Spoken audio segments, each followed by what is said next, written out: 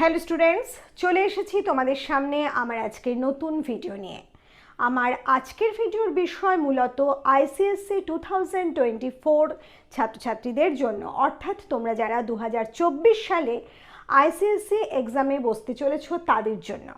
তোমরা ইতিমধ্যে নিশ্চয়ই জেনে গেছো বা বুঝে গেছো তোমাদের হাতে কিন্তু সময় আর অত্যন্ত কম, মাত্র 2 মাস। কিন্তু তার মানে যে একেবারে সময় নেই, কোনো কিছু করার নেই, যদি কারোর পড়া না হয়ে থাকে একেবারে খারাপ পরিস্থিতি, তা কিন্তু মোটেই নয়। আমি কথাও বলবো, যদি এমন কোনো ছাত্রছাত্রীও থাকো যারা বাংলা সাবজেক্টটা একেবারেই ভালোভাবে পড়োনি, কোনো রকমে চোখ বুলিয়েছো বা কোনো রকমের 2-1টা চ্যাপ্টার তোমাদের পড়া হয়েছে, তাদের জন্যও বলবো তোমরা যদি এই 2 মাসকে সঠিকভাবে ইউটিলাইজ করো, তোমরাও কিন্তু পেতে পারো 90%-এর ওপর মার্কস এই বাংলা পরীক্ষায়। ঠিক কিভাবে সেটা জানতে হলে অবশ্যই তোমাদের আজকের ভিডিওটা ভালোভাবে সম্পূর্ণ দেখা খুব প্রয়োজন। এবার আসবো তোমাদের যে 2টো বই থেকে প্রশ্ন করা হয় সেই 2টো বই প্রসঙ্গে। তোমরা যারা গদ্য এবং পদ্য নিয়ে পরীক্ষায় বসতে চলেছো তাদের জন্য একরকম, আর যারা গদ্য এবং জাম্বো অথবা পদ্য এবং জাম্বো অথবা চাঁদের পাহাড় এবং আরেকটা গদ্য অথবা পদ্য এরকমভাবে নিয়ে বসতে চলেছো, তাদের ক্ষেত্রে বলবো যে চাঁদের পাহাড় অথবা জাম্বো নাটক যাদের আছে তারা অবশ্যই অতি নিখুঁতভাবে এই উপন্যাস বা নাটকটা আগে তৈরি করে ফেলো। কারণ এই যে উপন্যাস বা নাটকের থেকে উপন্যাসের কথা আমি বেশি করে বলবো এই জন্য, কারণ চাঁদের পাহাড় উপন্যাসটা কিন্তু খুব ছোট্ট একটা উপন্যাস, তা মোটেই নয়। তবে কথাও ঠিক যে এই উপন্যাসটার নির্দিষ্ট কিছু জায়গা থেকেই বারে বারে প্রশ্ন হয় এবং ওই নির্দিষ্ট জায়গাগুলো থেকে একটা না একটা প্রশ্ন তোমরা কমন পেতেই পারো। সেই বিষয় নিয়ে ভিডিও অবশ্যই আমি শেষের দিকে একটা আপলোড করব, যেটা ইম্পর্টেন্ট সাজেশনস অফ চাঁদের পাহাড়, কিন্তু সেটা নিয়ে আমি এখন এই মুহূর্তে কোনো কথা বলবো না। আর যারা জাম্বো নাটকটা পাঠ্য বিষয় হিসাবে পেয়েছো তারা তো অত্যন্ত লাকি আমি মনে করি, কারণ জাম্বো অত্যন্ত ছোট একটা নাটক এবং অত্যন্ত সহজ নাটক, মনে রাখার পক্ষে বা পড়তে বসে ভালো লাগার দিক থেকেও নাটকটা অত্যন্ত ভালো তোমাদের জন্য। সেক্ষেত্রে তোমাদের না পড়ার কোনো কারণই নেই। তাই আমি সেক্ষেত্রে তোমাদের জন্য বলবো তোমরা অবশ্যই নাটকটা আগে থেকে ভালোভাবে প্রিপেয়ার করে ফেলো, তারপর তোমরা গদ্য বা পদ্য যেটা তোমাদের পাঠ্য বিষয় হিসাবে আছে সেদিকে তাকাও।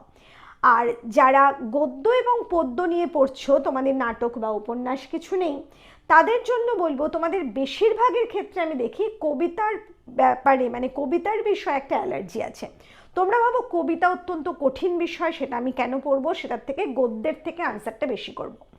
আমি বলবো কবিতা যদি তোমার ভালোভাবে পড়া হয়ে থাকে তাহলে কবিতার থেকেই কিন্তু বেশি মার্কস তোলা সহজ, কারণ কবিতার যে প্রশ্নই হোক না কেন আনসার কিন্তু ঘুরে ফিরে একই হয়, বেশিরভাগ ক্ষেত্রে এমনটাই হয়। কাজে কবিতার যদি বিশেষভাবে সে কবিতাটা তুমি যদি খুব ভালোভাবে বুঝে নাও তাহলে কিন্তু তোমার পক্ষে কোনো রকমভাবেই কবিতার প্রশ্নের উত্তর করতে অসুবিধা হবে না। এখন যেটা নিয়ে কথা বলবো সেটা হচ্ছে এই যে তোমাদের হাতে 2 মাস বেঁচে রইল, সেই 2 মাসের মধ্যে তোমরা তো শুধু বাংলা পড়বে না বা সেটা পড়লেও চলবে না, তোমাদের আদার্স অন্যান্য সাবজেক্টসগুলো আছে সেগুলো ভালোভাবে পড়তেও হবে, সেগুলোতে ভালো মার্কস স্কোরও করতে হবে। কিন্তু বাংলা বিষয়টা অত্যন্ত গুরুত্বপূর্ণ, সেই জন্য আমি বলছি তোমাদের কাছে কঠিনও বেশি, কারণ তোমরা বাংলা বেশি লেখো না, বাংলা বেশি পড়ো না, সেই জন্য বাংলার ওপর একটু জোর বিশেষভাবে দেওয়া প্রয়োজন।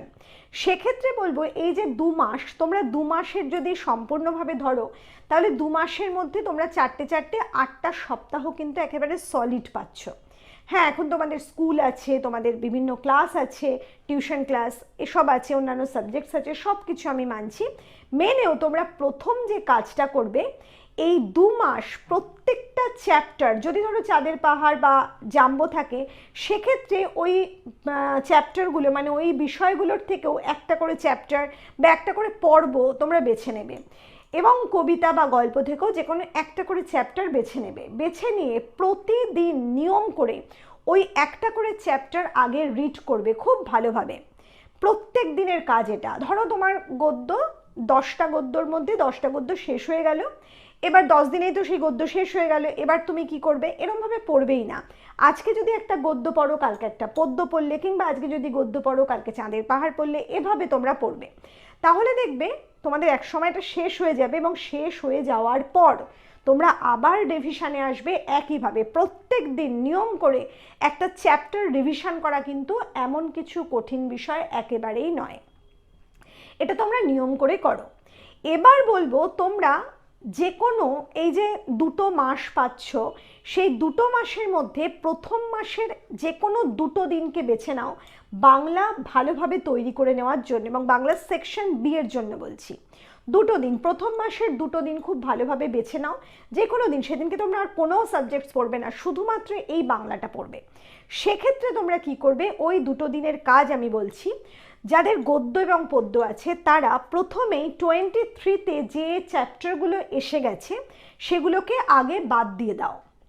3টে করে মানে দুদিক থেকে 3টে 6টা যদি তুমি গদ্য এবং পদ্য বাদ দিয়ে দাও, তাহলে তোমার পড়ে থাকছে ওদিকে 7টা 7টা 14টা। এই 14টা গদ্য এবং পদ্য 2 দিনে তোমাকে খুব ভালোভাবে প্রিপেয়ার করে নিতে হবে। তুমি এই 14টা গদ্য পদ্য প্রিপেয়ার করার জন্য নিজেকে প্রথম থেকে মানে ভালোভাবে সমস্ত দিনটা কিভাবে ইউটিলাইজ করতে হয় সেটাও কিন্তু ভালোভাবে একটা স্থির রুটিন তৈরি করে নেবে। করে নিয়ে এই যে গদ্য পদ্যগুলো সেগুলো খুব ভালো করে তুমি প্রস্তুত করে নাও 2 দিনে, যেভাবে সম্ভব। প্রত্যেকটা গদ্য পদ্য রিড তো তুমি এমনিই করছো, কাজে ওই দিনগুলো তোমার রিড করার কোনো দরকার নেই। তোমার যদি নির্দিষ্ট কোনো নোটস থাকে তুমি সেই নোটসগুলো ভালোভাবে পড়ো। যারা নোটস পড়োনি, শুধু টেক্সট পড়েছো, তাদের আমি বলবো টেক্সট আবার পড়ো ভালো করে, কিন্তু প্রশ্নোত্তর লেখার অভ্যাস খুব প্রয়োজন। সেক্ষেত্রে তোমরা যে কোনো প্রশ্ন সামনে নাও, নিয়ে নিজে কতটা লিখতে পারছো সেটা দেখো। কিন্তু যদি না পারো, মানে কোনো রকমভাবে নোটস না পড়ে থাকো, তাহলে এই সময় এই কাজটা করতে একটু অসুবিধাই হবে। যাই হোক, যারা নোটস পড়েছো তাদের জন্য আমি বলছি তোমরা অবশ্যই সেই নোটসগুলো আবার পড়ো, বা টেক্সট যদি শুধু টেক্সট পড়ে থাকো সেক্ষেত্রে টেক্সটটা ভালোভাবে পড়ে নাও।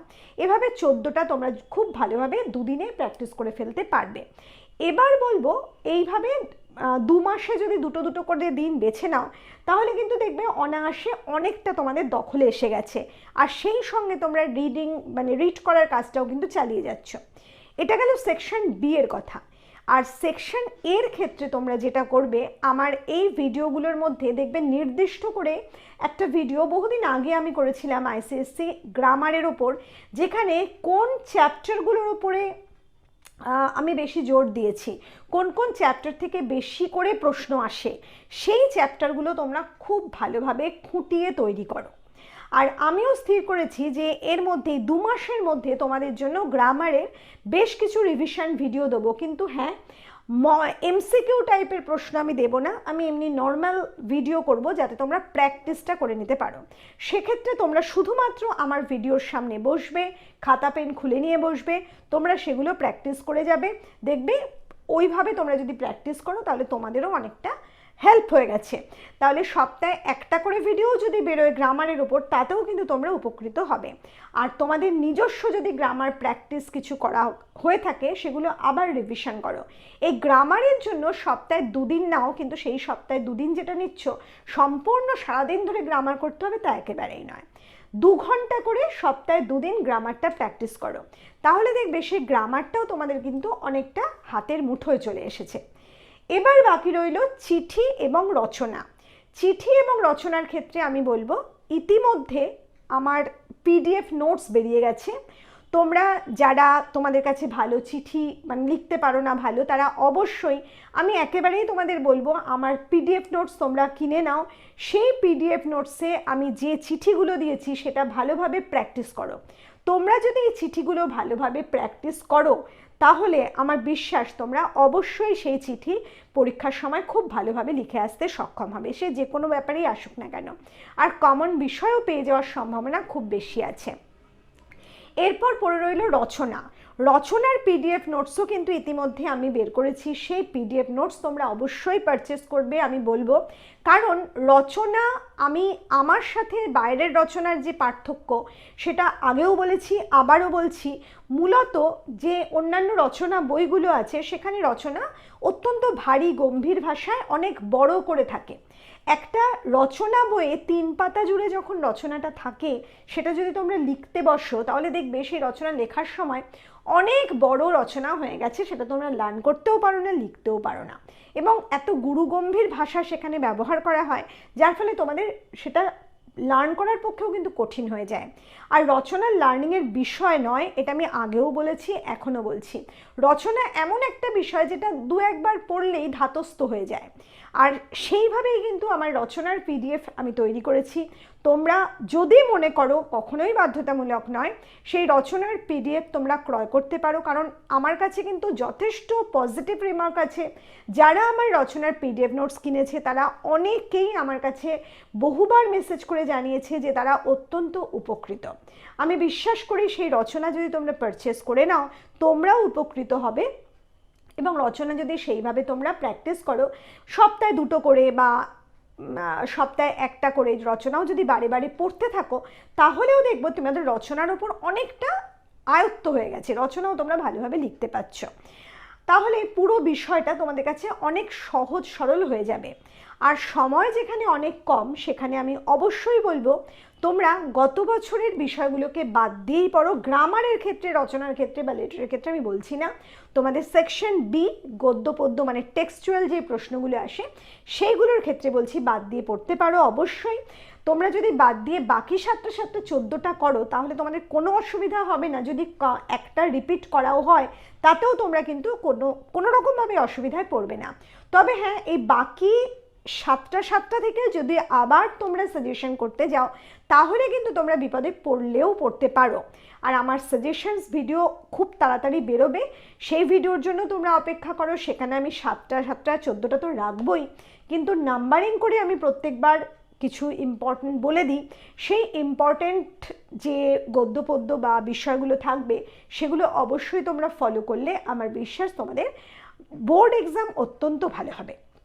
তাহলে চলো, আমাদের আজকের ভিডিও আমরা এখানেই শেষ করছি। খুব তাড়াতাড়ি তোমাদের সামনে হাজির হব নতুন কোনো ভিডিও নিয়ে। খুব ভালো থেকো।